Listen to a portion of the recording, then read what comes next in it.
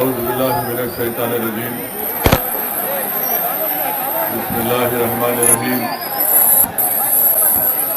अस्सलामु अलैकुम वरहमतुल्लाहि वबरकातुहू। मोहतरम जनाब इम्तियाज जलील साहब, रुकने पार्लिमान वो सदर महाराष्ट्र मजलिस इत्तेहादुल मुस्लिमीन डॉक्टर गफ्फार कादरी साहब, वर्किंग प्रेसिडेंट महाराष्ट्र मजलिस इत्तेहादुल मुस्लिमीन जनाब फैयाज खान साहब, सदर मुंबई मजलिस इत्तेहादुल मुस्लिमीन जनाब फिरोज लाला साहब, एडवोकेट निजाम बाऊ साहब, सैयद मोइन साहब, डॉक्टर खालिद साहब,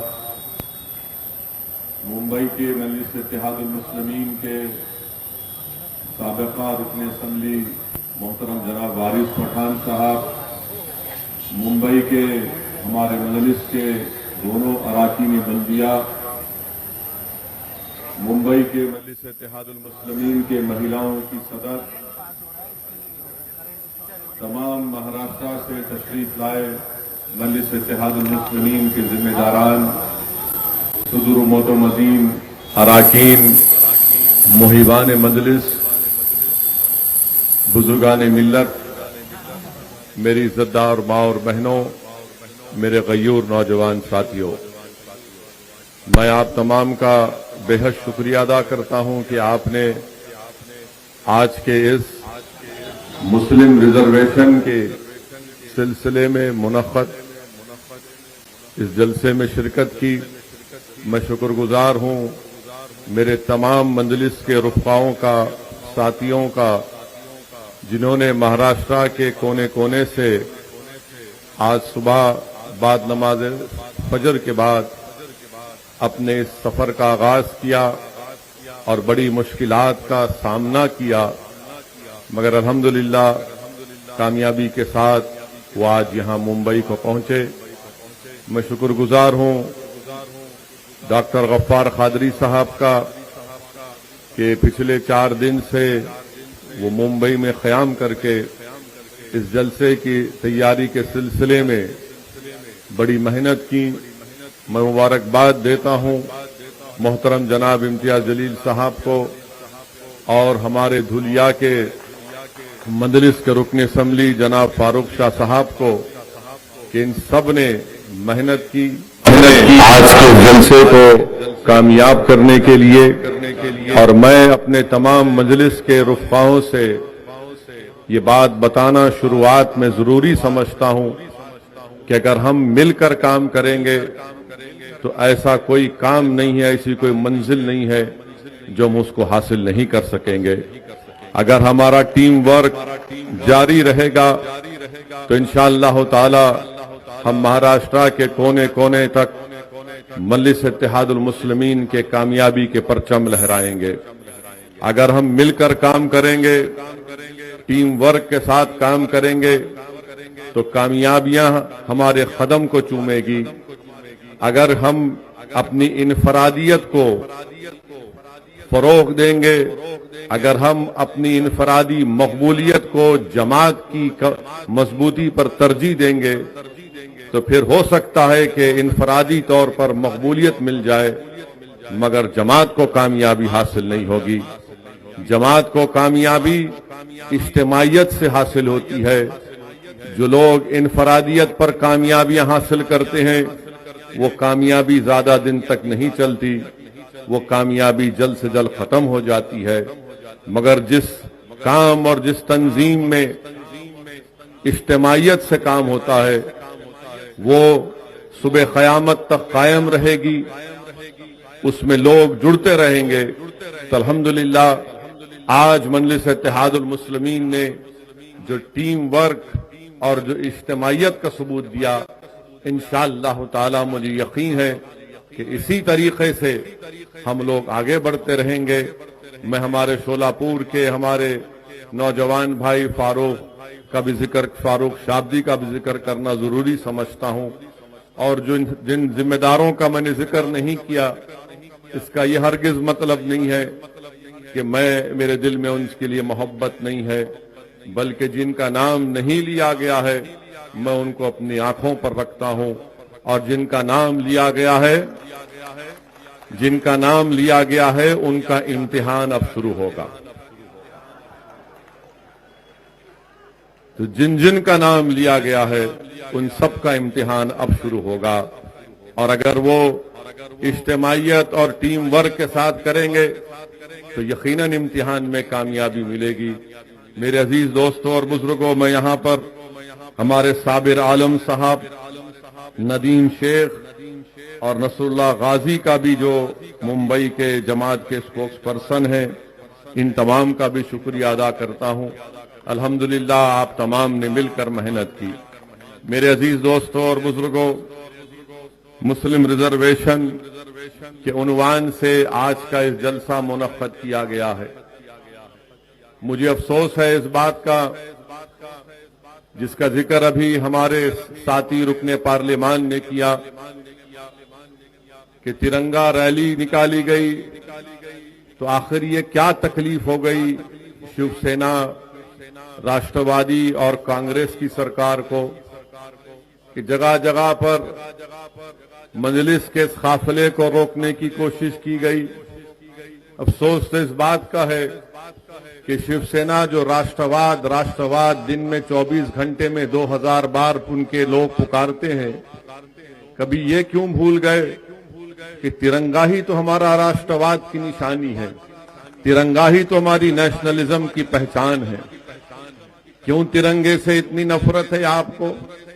मजलिस से हो सकती है, मुसलमानों से हो सकती है, जो नहीं होना चाहिए, जो भारत के बाइज्जत शहरी है, मगर हमसे नफरत इतनी बढ़ चुकी कि जब एक मुसलमान और दलित तिरंगा उठा रहा है तो तिरंगा निकालो। मैं ये बताना चाह रहा हूं उन लोगों को कि तिरंगा भारत की पहचान भी है, हमारी मोहब्बत की निशानी भी है, और हमारे बुजुर्गों की कुर्बानियों की एक मिसाल भी है। और जिन लोगों ने भारत की जंग आजादी में हिस्सा नहीं लिया, वही लोग तिरंगे की मुखालिफत करते हैं। जिन्होंने भारत की आजादी में हिस्सा नहीं लिया और जिन्होंने अपने चेलों से कहा था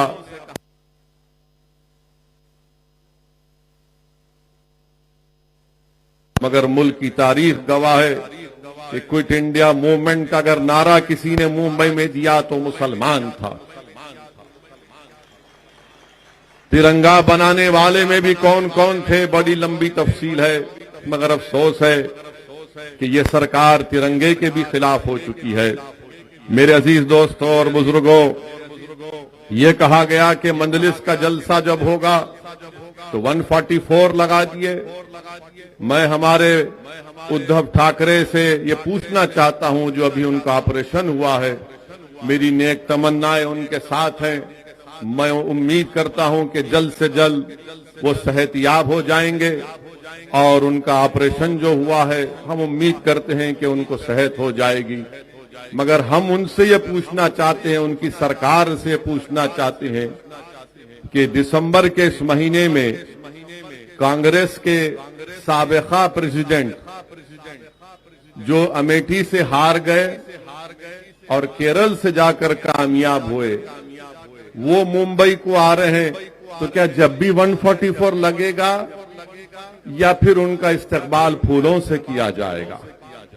जब 144 लगाएंगे आप, जब कांग्रेस के वो मौसूफ आएंगे, महाशय आएंगे मुंबई को, जब ओ माइक्रॉन की बात नहीं होगी, जब सत्ता की बात होगी। मेरे अजीज दोस्तों और बुजुर्गों, सबसे अहम बात जो आप और हमने सुना, महाराष्ट्र की जनता ने सुना कि मुस्लिम आरक्षण के नाम पर कैसे कांग्रेस के, राष्ट्रवादी के बड़े बड़े लीडर्स ने जो बयानात दिए थे कि महाराष्ट्र के मुसलमानों में वो जो 55 कास्ट हैं उनको रिजर्वेशन मिलना चाहिए। मुंब्रा का एमएलए जो मजलिस के हर जिम्मेदार के पीछे रहता है, उसने कहा कि हमारे दस्तरखान से खाना उठा लिए।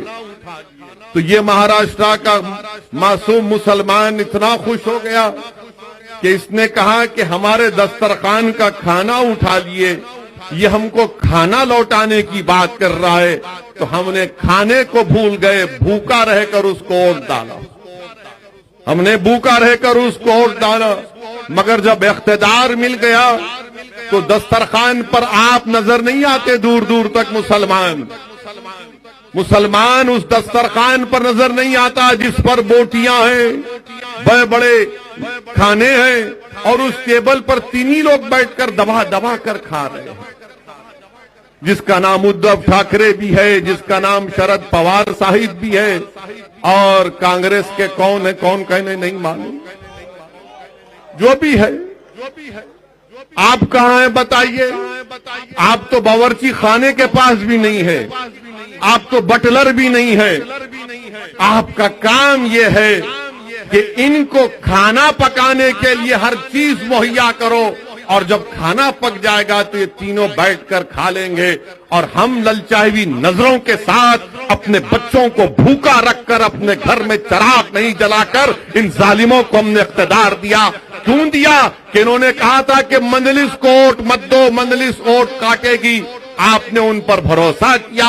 अब देखो दस्तरखान पर कौन बैठकर दबा दबा कर खा रहा है। मेरे अजीज दोस्तों और बुजुर्गों, ये महाराष्ट्र के मुसलमानों को सोचना है कि आपने वोट दिया था राष्ट्रवादी कांग्रेस को, और कांग्रेस को जब यही चुनाव असेंबली के थे तो मैं यहां पर जलसा करने के लिए आता था मुंबई के मुख्तलिफ मुकामात पर। तो मुझे बड़े बड़े लोग एसएमएस करते, मैसेज भिजाते, व्हाट्सएप करते कि ओवैसी मत आओ, तुम्हारे आने से और डिवाइड हो जाएगा, हम बीजेपी शिवसेना को रोकेंगे।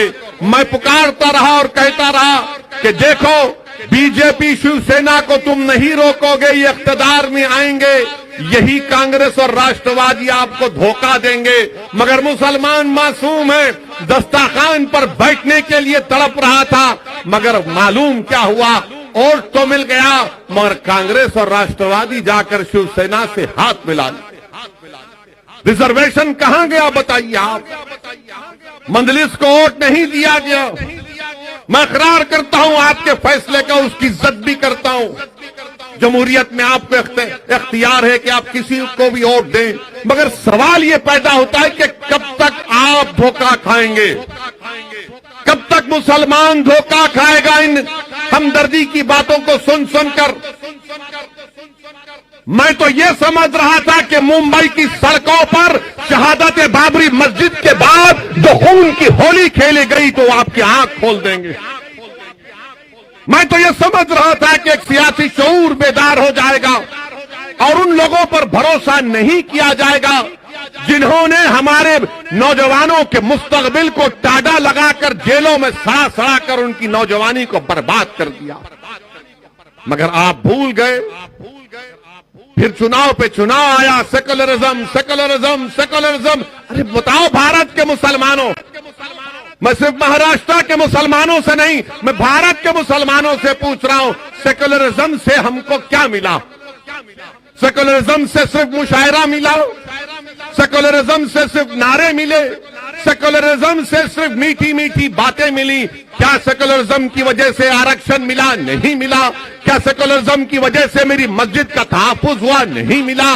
क्या सेकुलरिज्म की वजह से मस्जिद शहीद करने वालों को सजा मिली? नहीं मिली। क्या सेकुलरिज्म की बुनियाद पर मुझे इंसाफ मिला, हक मिला, इज्जत मिली? नहीं मिली। मगर मुसलमान क्या बोलता है? सेकुलरिज्म।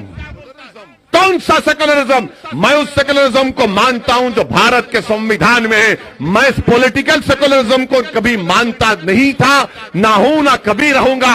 मुसलमानों, पॉलिटिकल सेकुलरिज्म को धुतकारो। आपको एक सियासी ताकत बनना है, आपको एक सियासी कुव्वत बनना है। रिजर्वेशन तो तभी हासिल होगा। रिजर्वेशन हम क्यों कह रहे हैं?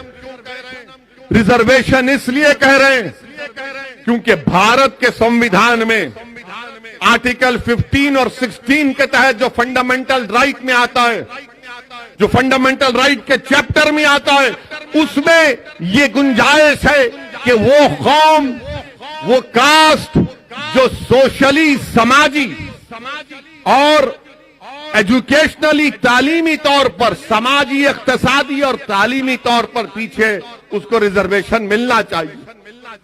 हम किसी और को रिजर्वेशन दो, हम उसके खिलाफ नहीं है, दो आप, मगर तरफे तमाशा ये है, नाइंसाफी की हद यह है कि high court, Mumbai high court ने कहा कि महाराष्ट्र के मुसलमानों को रिजर्वेशन दिया जा सकता, दिया जाना चाहिए।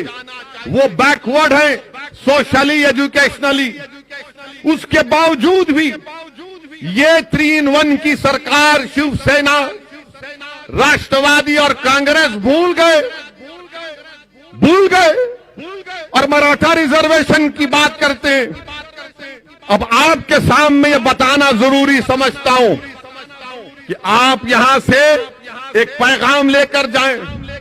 असदुद्दीन ओवैसी कोई अपने दिमाग से कोई आदादो शुमार या फैक्ट्स एंड फिगर्स बनाकर ये बात नहीं कह रहा है।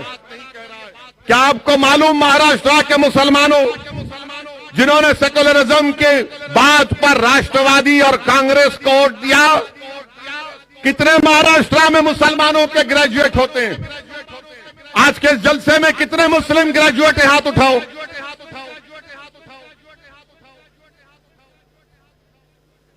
तीस भी नहीं है।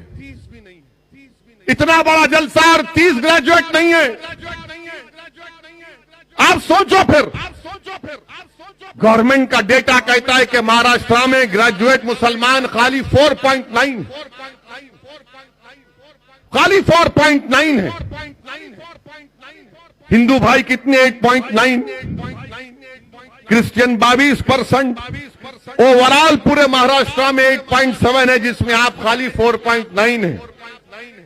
मेरे अजीज दोस्तों और बुजुर्गों, और फिर आप देखिए हमारी बर्बादी का डेटा ये कहता है कि कितने मुसलमान ड्रॉप आउट होते हैं, कितने मुसलमान ड्रॉप आउट होते हैं। आपको मालूम, महाराष्ट्र में प्राइमरी स्कूल में सिर्फ 22% मुसलमान बच्चे और बच्चियां 22% एडमिशन लेते हैं।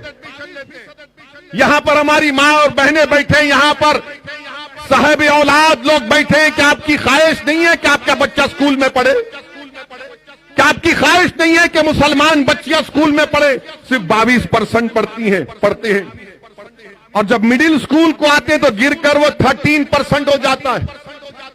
प्राइमरी में 22, मिडिल में 13 और मैट्रिकुलेशन सेकेंडरी में आते आते 12% होता है।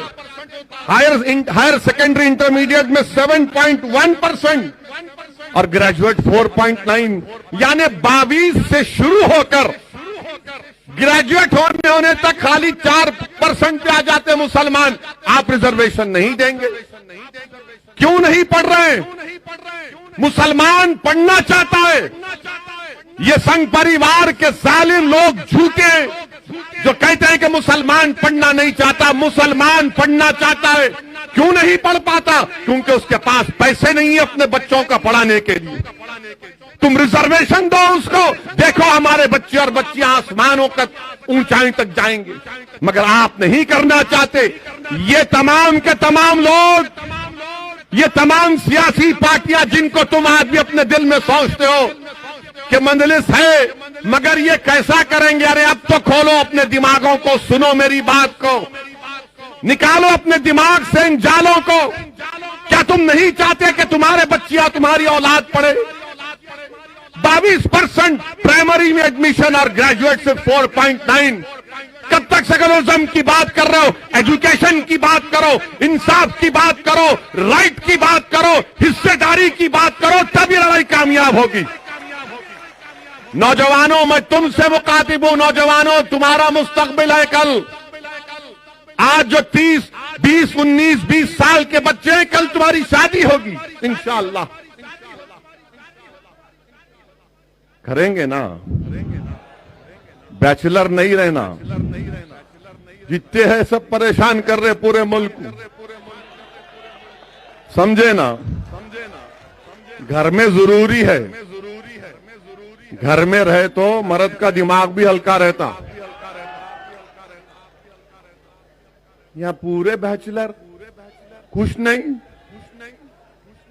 मगर क्या कहेंगे, नहीं तुम पढ़ाई की बात मत करो, ओवैसी को कैसे हराया जाए, तुम पढ़ाई की बात मत करो, इम्तियाज जलील को दोबारा एमपी ना बनने दिया जाए, तुम पढ़ाई की बात मत करो, फारूक शाह दोबारा दुलिया से एमएलए ना बने, तुम सेकुलरिज्म की बात करो।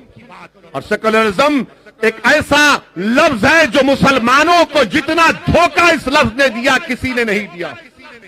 हर अखबार में अब आप यूपी का चुनाव आ रहा है, अब मैं कल जा रहा हूं कानपुर को, तो जैसे मैं अब शुरू हो गया वहां पर वैसी आ रहा है सेकुलरिज्म कमजोर होगा। अरे क्या सेकुलरिज्म का ठेका तुमने लेके रखा है? मेरे अजीज दोस्तों और बुजुर्गों, फिर आप देखिए, आपकी बर्बादी की दास्तान आपके सामने रख रहा हूं।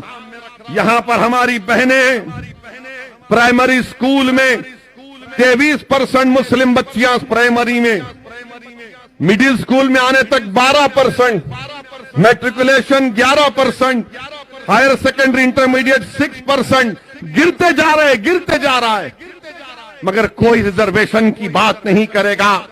और फिर मेरे अजीज दोस्तों और बुजुर्गों, अभी एक और बात आपको बताना चाहूंगा, जो मेरा डेटा नहीं है, ये गवर्नमेंट का डेटा है, महाराष्ट्र की सरकार का डेटा है।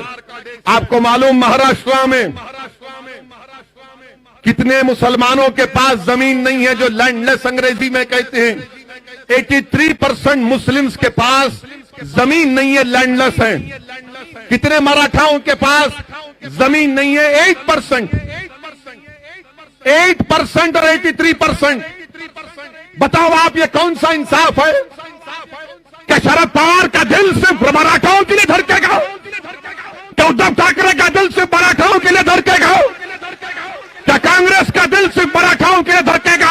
अरे इंसाफ कमजोर से होना चाहिए, मजबूत से नहीं। इंसाफ जो जमीन पर गिरा है उसको उठाने की बात होनी चाहिए, जो आसमानों पर उसको ऊंचा कहां ले जाएंगे तुम? मगर नहीं बात करेंगे ये। आपको मालूम कितने मुसलमानों के पास 2.5 एकड़ जमीन है पूरे महाराष्ट्र में? 10%।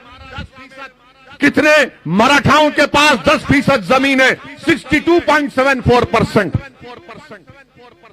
कितने मुसलमानों के पास 5 एकड़ जमीन है? 4%। कितने मराठाओं के पास 5 एकड़ जमीन है? 19%। कितने मराठाओं के पास 10 एकड़ जमीन है? 6%। मुसलमानों के पास 1.20%। कितने मराठाओं के पास 10 एकड़ से आगे जमीन है? 2.70 मराठाओं के पास 10 एकड़ से ज्यादा जमीन है, और मुसलमानों के पास 0.20, यानी 1% भी नहीं है। अब आपकी आमदनी कितनी है ये सुन लो आप, सुन के जाओ और दिमाग में रख लो मेरी इस बात को। कितने मुसलमान सालाना 25,200 रुपये कमाते? ईयरली, मंथली नहीं, सिर्फ 20%। अब आप सोच लो, साल में 12 महीने 25,200 रुपये सालाना मुसलमान 20% कमाते हैं। 25,200 से 50,400 सालाना एनुअल 41% मुस्लिम्स कमाते हैं। 50,000 से 72,000 सालाना आमदनी मुसलमानों की 20%। 72,000 से 36,000 ईयरली आमदनी, इनकम 17.10 मुसलमानों की, और 3,60,000 के ऊपर जो सालाना कमाते हैं उन मुसलमानों की 0.70%। अब आप आओ मराठाओं के बारे में, इनकी आमदनी का जिक्र भी आपके सामने कर देता हूं। और ये मीडिया वाले बैठे हैं, यकीनन इनको तकलीफ हो रही होगी दिल से कि ये क्या बात कर रहा है। मैं अंदर की बात कर रहा हूं जो अब तक आपने बाहर नहीं लाई थी। मैं आपने अंदर की बात नहीं लाई, मैं कर रहा। आप सुनिए, मराठाओं में 24,000 जो सालाना आमदनी है वो 22%, मुसलमान में 25,000 जिसकी सालाना आमदनी है वो 20%, मराठाओं में 24,000 से 50,000 ईयरली इनकम कितनी लोगों की? 22%, 50,000 से 1 लाख 19%, और हमारे पास 50,000 से 72,000 ओनली 20%। 1 लाख से 4 लाख 8% मराठाओं की आमदनी है, या 72,000 से 3,60,000 ओनली 17%।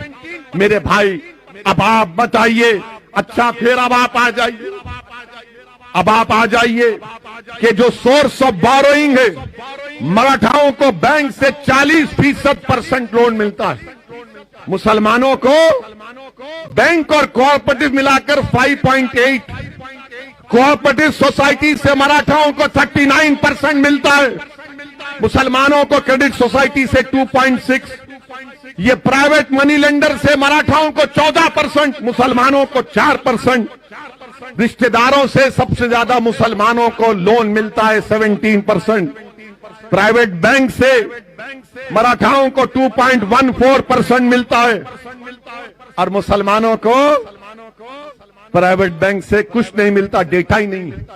अब आप आ जाइए कि आईएएस ऑफिसर कितने मराठाओं के? 15.52%, मुसलमानों के कितने हैं? कितने आईएएस ऑफिसर है महाराष्ट्र में मुसलमानों? कितने?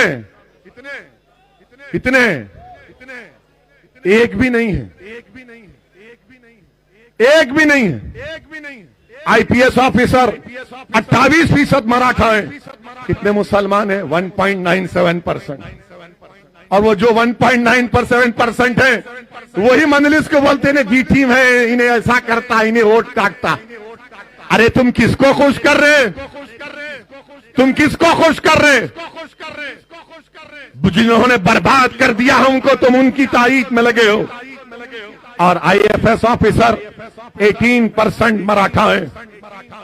मंत्रालय में कितने मराठा हैं?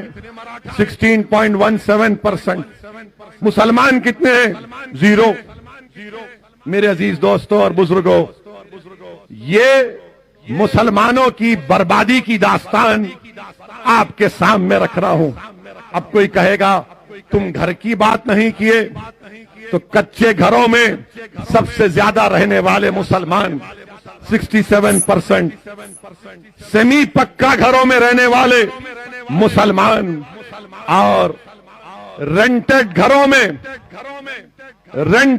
में रहने वाले कौन? मुसलमान। एक कमरे में अगर 4 लोग रहते हैं तो सबसे ज्यादा कौन है? मुसलमान। एक कमरे में, 2 कमरे में 48% मराठा रहते हैं, मुसलमान का डेटा नहीं है। 3 कमरे में मुसलमान का डेटा नहीं है, 5 से ज्यादा कमरे में मुसलमान का डेटा नहीं है। अच्छा, टॉयलेट फैसिलिटी, बैतुल खला 35% मुसलमान के पास, मराठाओं के पास 76%। आप बताइए ये क्या हो रहा है? फिर इसकी बात ना कोई एनसीपी करेगी, ना राष्ट्रवादी करेगी, ना कांग्रेस करेगी। क्यों नहीं करेंगे? जब पार्लियामेंट में बिल लाया गया कि रिजर्वेशन का इख्तियार रियासत की बीसी कमीशन को मिले, सब महाराष्ट्र के जितने एमपीज थे सब मराठा रिजर्वेशन की बात करे।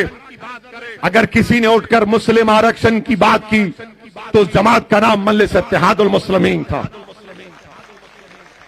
हमने उठाया इसको और सब लोग देख रहे थे, शिवसेना के लोग, राष्ट्रवादी के लोग, कांग्रेस के लोग देख रहे थे। मेरे अजीज दोस्तों और बुजुर्गों, ये हमारी बर्बादी की दास्तान है। फैक्ट्स एंड फिगर्स आपके सामने रखा हूं। मेरी आपसे गुजारिश है कि हमको इस लड़ाई को जारी रखना है। ये जिन लोगों को आपने सुना, ये तमाम के तमाम सिर्फ धोखा देती आए हैं। मजलिस जहां भी इलेक्शन लड़ती है, इनको एक तकलीफ हो जाती है कि वोट कटेंगे। अरे वोट कटे ना, तो फिर तुमने शिवसेना को क्यों अपने पास बिठा लिया? क्या शिवसेना सेक्युलर है? यही उद्धव ठाकरे महाराष्ट्र की विधानसभा में खड़े होकर कहते हैं कि हमको फख्र है कि हमारी पार्टी के कार्यकर्ताओं ने बाबरी मस्जिद को शहीद किया। क्या शरद पवार साहब, क्या आपको यह तकलीफ नहीं हुई कि जिस पार्टी की आप तारीफ कर रहे हैं उसका मुख्यमंत्री कह रहा है कि हमारे कार्यकर्ताओं ने बाबरी मस्जिद को शहीद किया? कांग्रेस गीरत तो इनके पास रही नहीं, अब बाकी हर चीज से मोहताज हो चुके हैं। और इंशाअल्लाह ताला बहुत जल्द, चंद सालों के अंदर कांग्रेस और कमजोर होगी इंशाअल्लाह। मंदलिस पर इल्जाम ये क्यों शुरू किए तुम? क्यों नहीं शुरू करना? क्या रिजर्वेशन नहीं मिल रहा हमको? रिजर्वेशन महाराष्ट्र के मुसलमानों का एक राइट है। रिजर्वेशन से ही मुसलमानों की सफों में गुर्बत का खात्मा होगा। रिजर्वेशन से ही हमारे बच्चे और बच्चियां पढ़ेंगे। रिजर्वेशन से हमको इज्जत मिलेगी। याद रखो मुसलमानों, अगर हमको हमारा हक नहीं मिलता अलग बात है, मगर मैं बेइज्जती की जिंदगी गुजारने का कायल नहीं हूं। यह बेइज्जती हमसे की जा रही है, धोखे पे धोखा हमको दिया जा रहा है और ये कहा जा रहा है कि ये भड़काऊ भाषण करते हैं, ये फुला करते हैं। और हमारे आने पर दूल्हे भाई आ रहे तो 144, जब राहुल गांधी आएंगे क्या करेंगे? नहीं, कोई वो माइक्रोन नहीं, आने दो।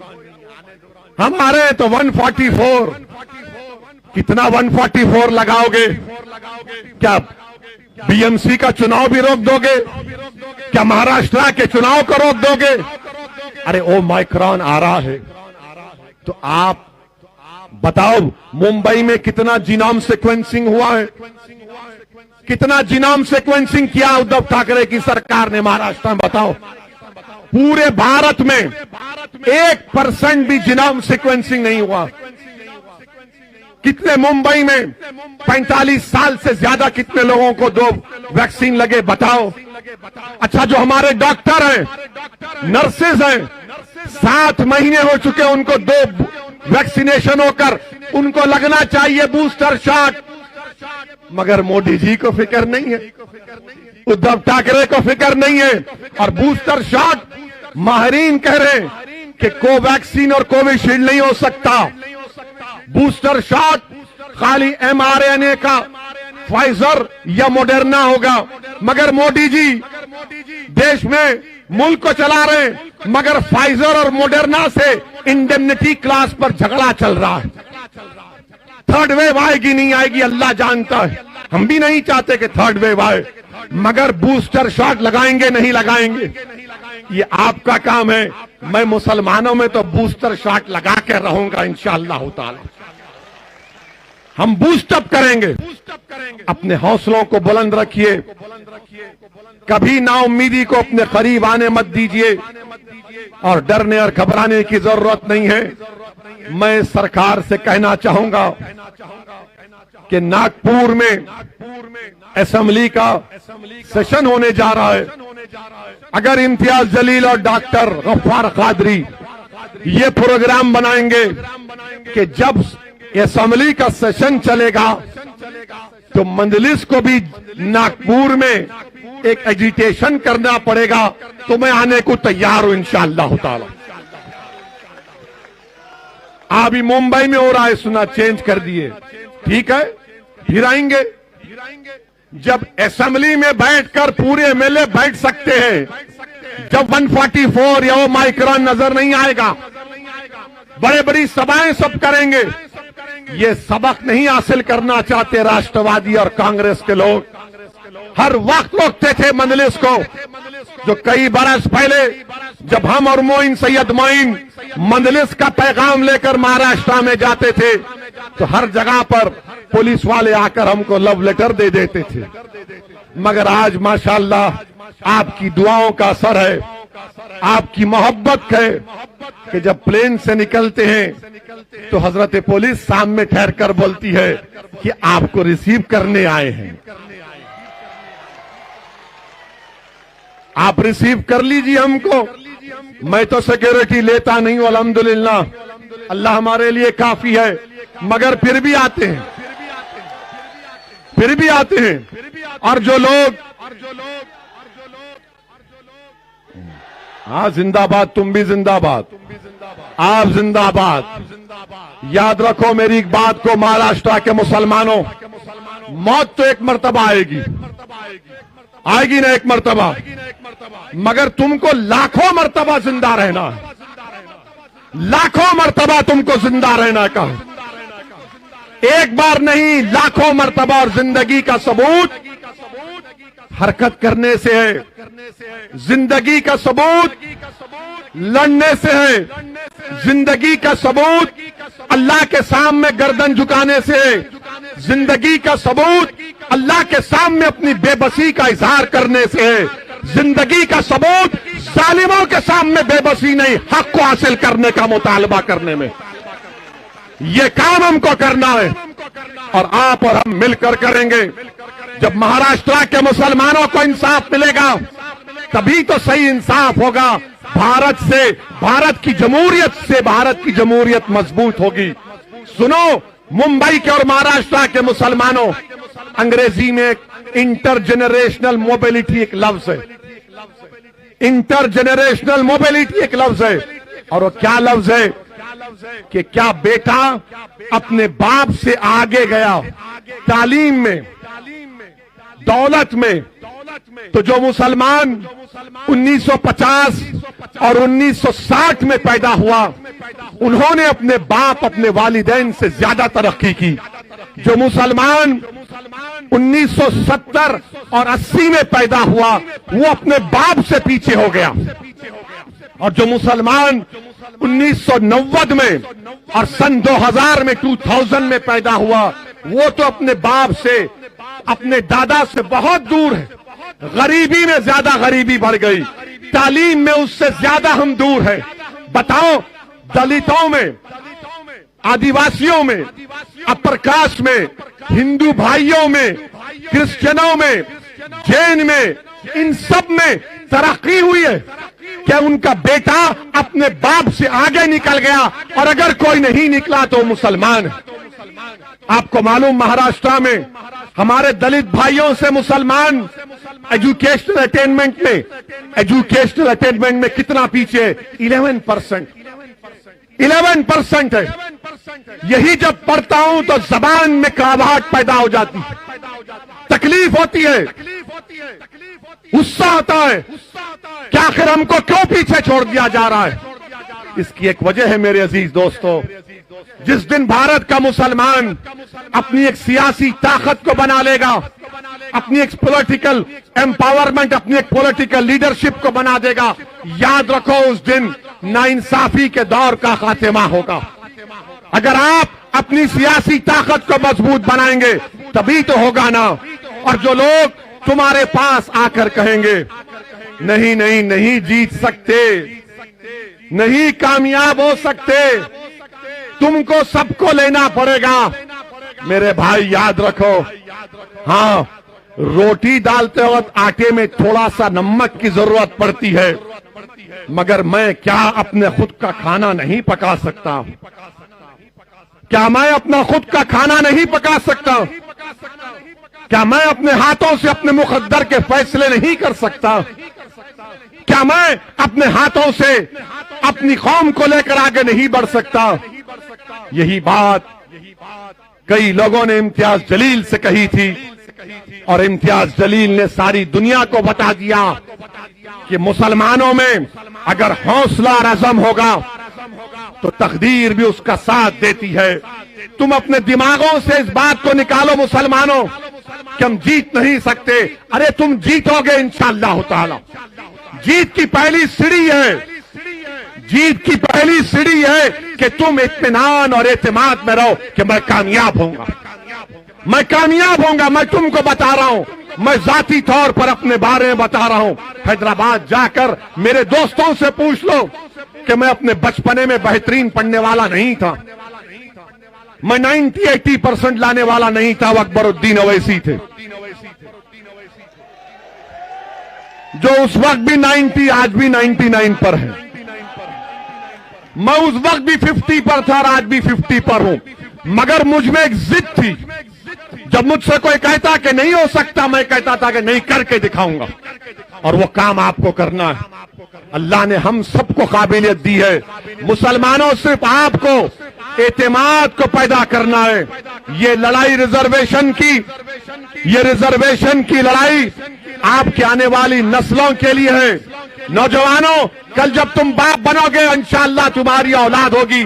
तुम सोचो क्या तुम वही चाहोगे तुम्हारी औलाद भी तुम्हारी तरह गरीब रहे, उनको उनका हक ना मिले? हक मिलने के लिए मिल के लड़ना पड़ेगा। आप तमाम का बेहद शुक्रिया। ये लड़ाई का आगाज है, इख्तिताम नहीं है, और लड़ाई होगी। अस्सलाम वालेकुम व रहमतुल्लाहि व बरकातुहू।